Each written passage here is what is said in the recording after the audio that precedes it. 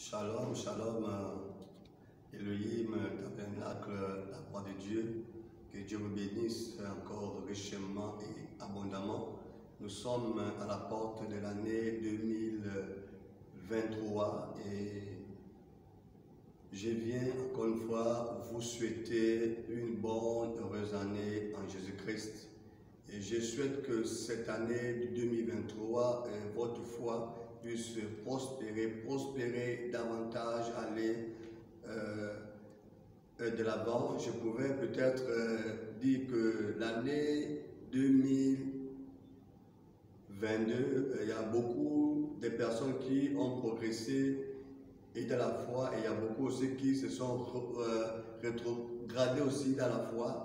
Et je souhaite que cette année 2022-2023, que chacun puisse manifester vraiment la foi, que chacun puisse vivre la foi, que chacun puisse aller de l'avant avec la foi, que chacun puisse progresser, comme dit l'apôtre Paul, que nous devons progresser, aller de progrès en progrès dans le Seigneur. Je pouvais poser la question à une personne que combien de fois tu es venu à l'église cette année? Combien de fois tu es venu? Combien de fois tu as posé les actes de la foi à l'église? Combien de personnes que tu as invitées à l'église?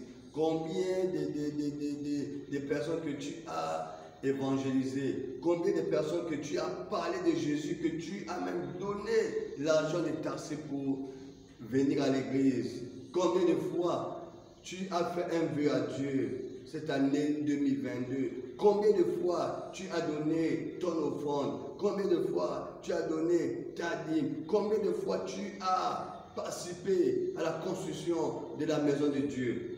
Je pense que quand nous faisons notre bilan, et là on peut prendre conscience. Cette année 2023, à chaque fois que l'année passe, nous allons de l'avant et nous allons vers l'enlèvement. Nous avons prêché ce merveilleux message sur l'union et le signe. Et nous avons vu que les nations ont leur signe. Et nous avons aussi compris que l'épouse a son signe. L'épouse, les signes des nations, c'est tout simplement les satellites, assurément les avions et tout cela. Mais l'épouse a son signe qui est la nuée de gloire, la colonne de feu que nous avons dans notre église. Et Dieu